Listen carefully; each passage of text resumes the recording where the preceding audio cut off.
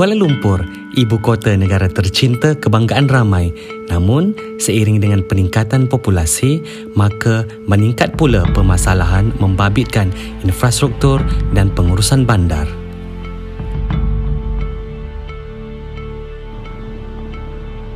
Kuala Lumpur didiami hampir 2 juta penduduk, rancak dengan pembangunan dan perniagaan bagi pertumbuhan ekonomi negara selain menjadi tumpuan dunia. Namun, pelaksanaan Perintah Kawalan Pergerakan PKP 1.0, 2.0 dan 3.0 ekoran penularan wabak COVID-19 di negara kita turut menjejaskan sosioekonomi mereka. Di tengah bandaraya tersimpan kisah gelandangan penghuni kota raya kerana terpaksa mereka kini di kaki lima. Cerita yang masih ramai pejamkan mata, tulikan telinga mengenai apa dan bagaimana nasib mereka. Lara di ibu kota, laporannya bersama saya, Sudirman Muhammad Tahir.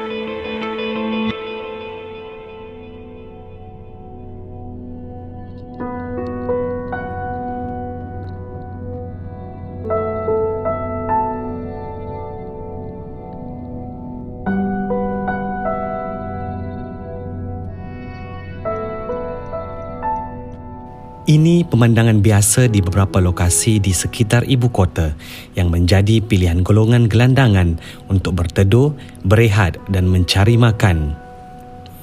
Malah, isu gelandangan kini menjadi satu masalah nasional sejak pandemik COVID-19 menular dalam negara.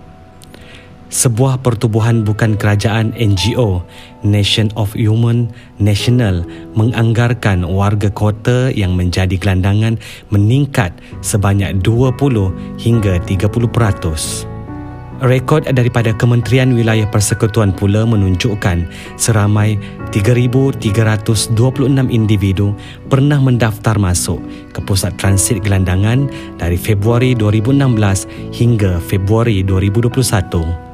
Menurut laporan Nation of Women National, sebelum ini gelandangan terdiri daripada mereka yang berhijrah ke bandar namun tidak dapat meneruskan kelangsungan hidup atas pelbagai sebab.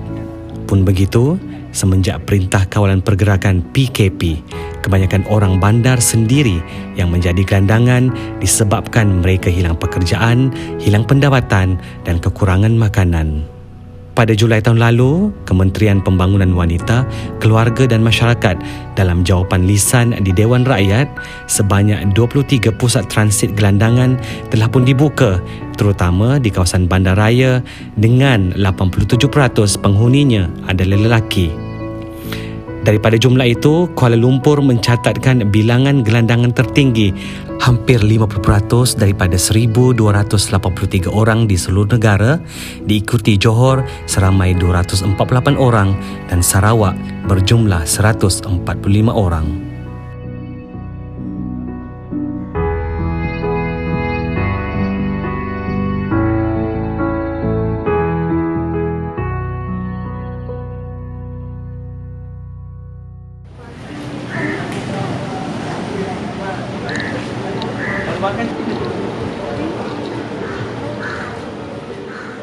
Lokasi pertama saya tertumpu di sekitar kawasan Pasar Seni, Masjid Jami' dan stesen bas Kota Raya. Dapat diperhatikan hampir di sepanjang jalan di kaki lima kedai terdapat golongan gelandangan.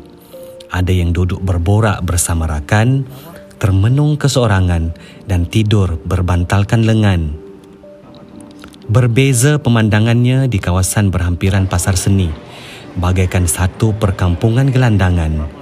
Namun, saya terlebih dahulu beberapa kali membuat rondaan bagi memastikan keadaan benar-benar selamat untuk membuat tinjauan. Ketika berjalan, saya disapa dan ditanya adakah membawa sebarang makanan. Hampir terlupa ia waktu makan tengah hari, walaupun jam sudah menunjukkan jam 2 petang. Mungkin ada yang belum makan atau masih kelaparan. Bagi mendekati mereka tidak boleh sebarangan. Salah percaturan akan gagal rancangan. Saya perlahan-lahan menghampiri dan menyapa dengan senyuman. Walaupun kurang disenangi, mereka tidak beremosi. Saya menyantuni Abang Jali, bukan nama sebenar, dengan penuh hati-hati. Saya berterus terang untuk mengetahui apa terjadi sepanjang PKP. Namun, dia menolak atas faktor peribadi. Saya meyakinkan dia bahawa rakaman ini tidak mendedahkan identiti diri. Dia bersetuju, namun meletakkan syarat agar wajahnya tidak dirakam dan saya turuti. Ternyata benar, PKP memaksa dirinya menjadi gelandangan. Kerana tidak mahu menyusahkan keluarga, hidup sendirian adalah jalan terbaik buatnya. Siapa sangka, dia yang pernah menjawat jawatan pembantu pengurus F&B di sebuah hotel 3 bintang di Johor Bahru akhirnya menjadi penghuni kaki lima. Saya juga dikira yang orang banyak mungkin terlepas pandang. Bagi mereka yang mungkin kehilangan mata pencarian, juga boleh dikira sebagai mangsa COVID. Bukan hanya mereka yang kehilangan nyawa, tapi kehilangan mata pencarian juga adalah mangsa COVID. Kalau difikir-fikirkan balik sedalam-dalamnya. Sakit, apa yang saya rasakan ialah pertamanya macam kita tak ada.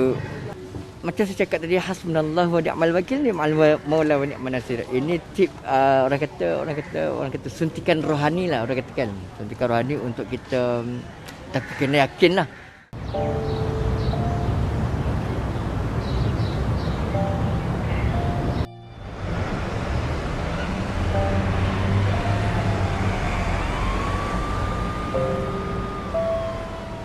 Di bawah jambatan berhampiran Pasar Seni juga punya sisi berbeza, namun cerita yang sama bagi penghuninya. Ada yang sudah mendiami kawasan itu sejak berpuluh tahun lama, malah ada yang baru berada di situ akibat kehilangan pendapatan dan diberhentikan kerja. Pendek kata, kerana PKP, mereka terpaksa untuk tinggal di situ. Saya meninjau tempat tinggal mereka. Kotak adalah tilam, beg pula bantal mereka. Kain rentang menjadi dinding pemisah. Memang tidak selesa, tapi apakan daya, itu sahaja pilihan yang ada. Mungkin bagi penghuni di sini, kehidupan mereka sudah mewah.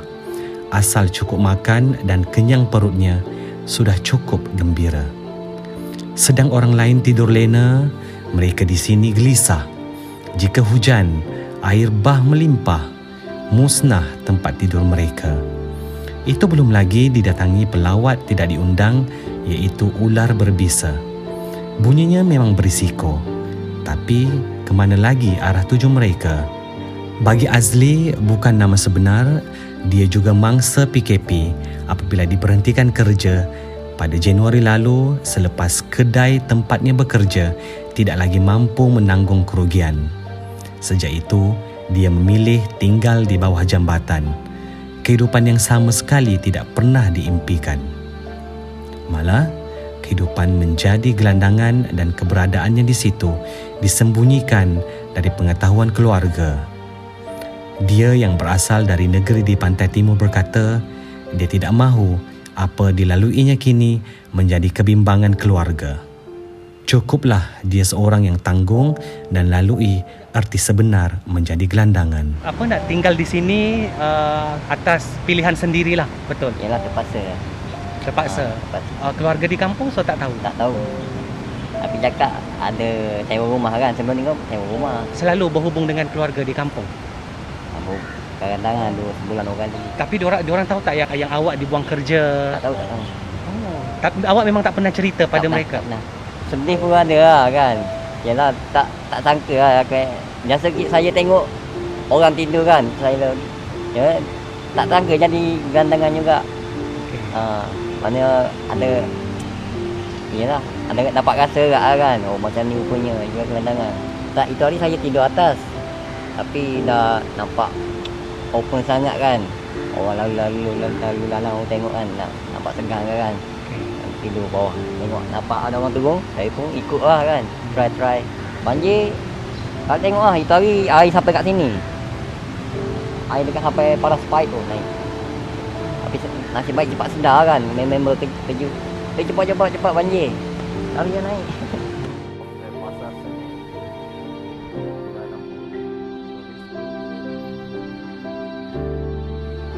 Cerita mereka mungkin ramai yang tidak ambil kisah. Namun, mereka juga tidak pernah memaksa untuk diberi pembelaan sewajarnya. Paling penting bagi mereka, hidup perlu diteruskan seperti insan biasa sehingga menutup mata. Menjadi gelandangan bukan bermakna mereka perlu duduk dan menunggu bantuan sepanjang masa. Buktinya, ada yang masih keluar bekerja biarpun hasilnya tidak seberapa. Kebanyakan mereka berjalan dari satu bangunan ke satu bangunan bagi mencari kotak dan tin minuman. Hasilnya dikumpul sebelum dijual. Mereka juga sedar pendapatan itu tidak lumayan, cukup sekadar mengalas perut dan menjamah makanan yang diidamkan. Dari pagi sampai ke malam, mereka berjalan sambil mengheret guni yang memuatkan hasil kutipan. Tidak pernah sekali merungut kepenatan, malah menjadikan ia rutin harian. Tidak ketinggalan, mereka juga diberikan bantuan berupa pek makanan. Dari makan tengah hari hingga petang, membawa ke makan malam. Hampir setiap hari, beberapa NGO dan orang perseorangan datang membawa makanan. Dianggarkan setiap sesi habis antara 150 ke 200 pek makanan.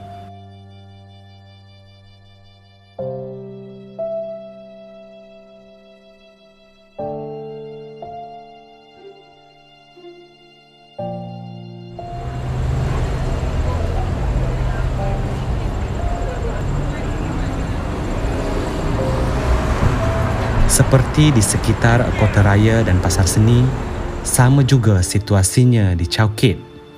Selepas jam 8 malam, golongan gelandangan ini sudah berkumpul di tepi jalan. Mereka menunggu jika ada rezeki yang datang. Kelibat si ibu menggendong anak, warga emas dan kanak-kanak semuanya berlarian mendapatkan makanan. Jelas terpancar wajah kegembiraan. Biarpun tidak makan di restoran, tapi menjamah makanan di kaki lima dan bahu jalan adalah sudah menjadi lumrah kehidupan. Tidak ada apa yang perlu dimalukan. Apa yang penting, mereka dan anak-anak kenyang.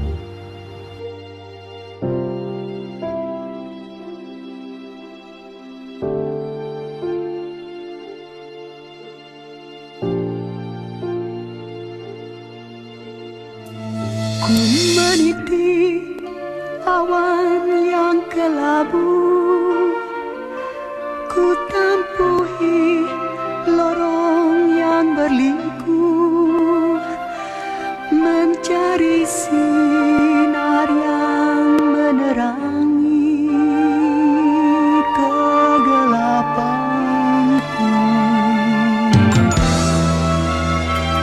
Ku percaya nanti suatu masa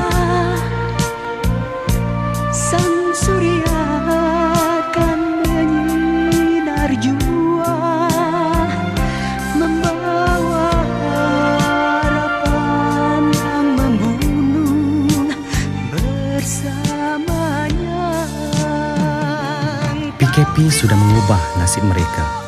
Yang dahulunya dapat menikmati erti hidup sebenar dan betapa indahnya didampingi orang tercinta, kini semuanya hilang sekelip mata. Apa dilalui hari ini bukan pilihan sendiri, tapi keadaan yang memaksa untuk mereka berada di sini. Semoga cahaya yang menyinari gelap malam akan terus menerangi penghuni kaki lima ini.